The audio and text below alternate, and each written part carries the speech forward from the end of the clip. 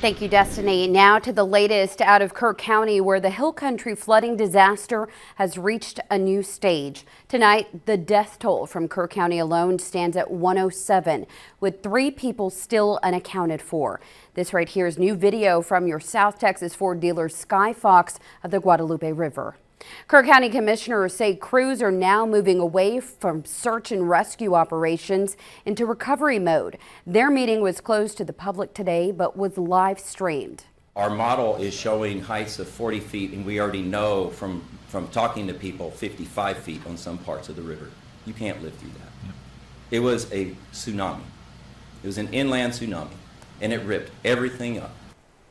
That's the county's floodplain manager, Charlie Hastings. He says the flood came in like a giant hurricane and just sat over the South Fork of the Guadalupe River drainage basin. County commissioners did not want to talk about why their emergency alert system was not activated sooner, but did say DPS and Texas Rangers dramatically lowered the number of missing people to 3. A Kirk County man says the bodies of 10 flood victims have been recovered from his property along the Guadalupe River. Fox SA's Karina Hollingsworth joins us now with where he plans to search next. The owner of this land's cabin was washed away into the Guadalupe River in the Kerr County flood. But he's not focusing on rebuilding. Instead, he's focusing on closure after 10 bodies were found on its 2-mile stretch of land. The very first body, oh, wow. it was down here right at the bottom of this. Mike Richards says it haunts him that he wasn't able to help the first victim on his property because there were signs he was still alive.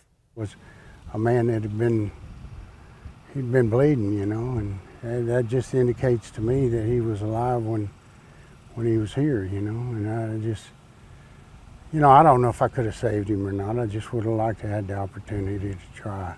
While the images are burned in his memory, Richard says he feels it in his heart to push on to find others. That's somebody's granddad was there, you know, somebody's dad, somebody's son. I mean, they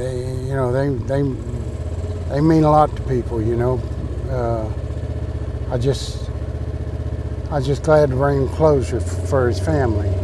With the help of more than 200 volunteers, Richards was able to search almost every corner of his land. One was found in a tree, and the rest of them were found by the river. But there is one corner he says still needs to be searched.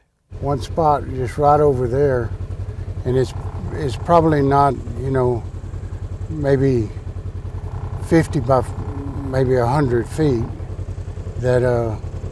that's still concerning to me. So it's this area over here that's just weighing on your heart, where you think there may be someone over there resting? Yeah. Have you connected with any of the families? No, I haven't. I hope to make a memorial one day and meet some of them. Richard says he will continue to search his portion of the Guadalupe River for at least another week. Reporting for Fox SA, I'm Karina Hollingsworth. Melissa Vega at the live desk. Well, happening right now, we are also learning tonight the head of FEMA's search and rescue branch has just resigned. The FEMA chief had been with the agency for more than 10 years.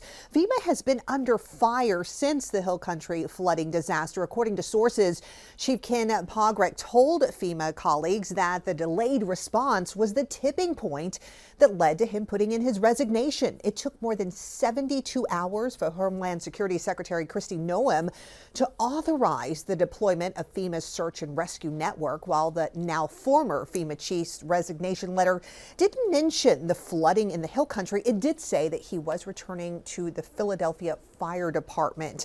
Secretary Noem was actually in Kerrville back on July 5th. The Department of Homeland Security has defended its response to the flooding, stressing the secretary initially tapped into other DHS assets, including rescue teams from the U.S. Coast Guard and Border Patrol, and over time, as a need for FEMA resources arose, those requests received the secretary's approval. That is the latest from the live desk. Ashley?